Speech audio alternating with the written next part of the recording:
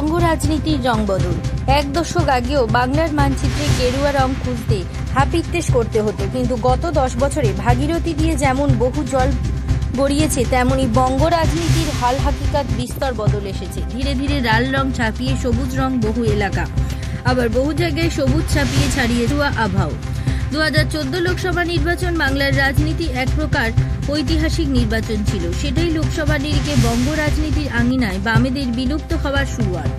2009 লোকসভা নির্বাচনে যদি রাজ্যে পালা বদলের ইঙ্গিত মিলে থাকে, তাহলে 2014 লোকসভা রাজ্যে তৃণমূলের আধিপত্য সুপ্রতিষ্ঠিত হওয়ার নির্বাচন। কার্যত নিশ্চিহ্ন হয়ে যায় বামেরা, ইতিউতি উঁকি মারা শুরু করে বিজেপি।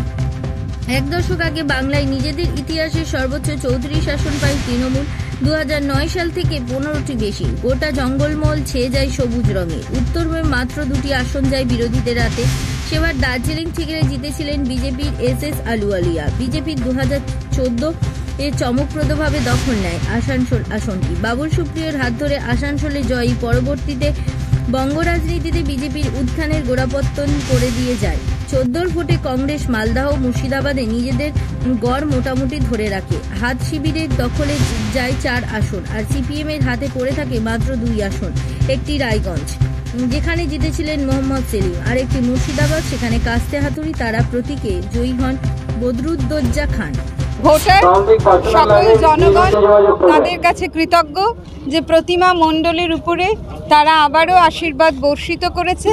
পার্লামেন্টে তারা তাদের ঘরের মেয়ে প্রতিমাকে পাঠাচ্ছে এবং মমতা বন্দ্যোপাধ্যায়ের উন্নয়নকে সামনে রেখে তারা এই ভোটটি দিয়েছে প্রতিমা মণ্ডলকে, এবং অভিষেক বন্দ্যোপাধ্যায়ের যে নেতৃত্ব দিয়েছে সারা বাংলা যুগে এবং বুঝিয়েছে যে কেন ভারতীয় জনতা পার্টি দেশের পক্ষে অমঙ্গলকর, তারই এক 5 বছর বাদে 2019 সালে কার্যত পুরোপুরি বদলে যায় বাংলার ভোটের চিত্র।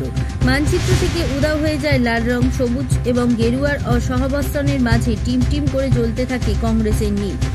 19-এর ভোটে শুধু বাংলা বামেরা লেফট ফ্রন্ট কার্যত অস্তিত্বহীন হয়ে যায়, সেটাই নয়, একই সঙ্গে চমকপ্রদভাবে উত্থান হয় বিজেপি। গোটা উত্তরবঙ্গে রঙিয়ে যায় গেরুয়া রঙে। দার্জিলিং, জলপাইগুড়ি, কোচবিহার, আলিপুরদুয়ার, রায়গঞ্জ, মালদাহ উত্তর লোকসভা কেন্দ্রে চলে যায় বিজেপির দখলে। জঙ্গলমহলের রঙও হয়ে যায় গেরুয়া। বাঁকুড়ার 2 আসন, পুরুলিয়া, ঝাড়গ্রামে ফোটে পদ্ম। মেদিনীপুর লোকসভা কেন্দ্রটি দখল করে গেরুয়া শিবির। মধ্যবঙ্গে মতুয়াগড় এবং ব্যারাকপুরও যায় গেরুয়া শিবিরের দখলে। আসানসোল, বর্ধমান, দুর্গাপুর তালুকেও সবুজ রঙকে ছাপিয়ে যায় গেরুয়া। হুগলিতে পদ্ম ফোটার লকেট চট্টোপাধ্যায়। সব মিলিয়ে বাংলায় বিজেপি দখলে চলে আসে 18 আসন। বহরমপুর এবং মালদাহের দক্ষিণ আসন দুটি যায় কংগ্রেসের দখলে, আর তৃণমূল মূলত কলকাতার আশেপাশে এবং দক্ষিণবঙ্গে 22টি আসন জেতে।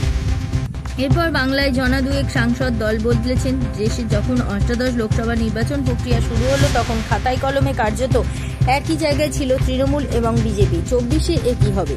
বাড়বে গেরুয়ার প্রভাব, নাকি পদ্ম মুছে ঘাটফুল ফুটবে বাড়তি কোনো আসনে? বামেরা ফিরবে বাংলার ভোট মানচিত্রে। নিজেদের শেষ সম্বল মালদাহ, দক্ষিণ এবং বহরমপুর ধরে রাখতে পারবে কংগ্রেস। সব জবাবের জন্য অপেক্ষা করতে হবে 4 জুন পর্যন্ত। শান্তনু পুরকাইতের রিপোর্ট, জেলার বার্তা।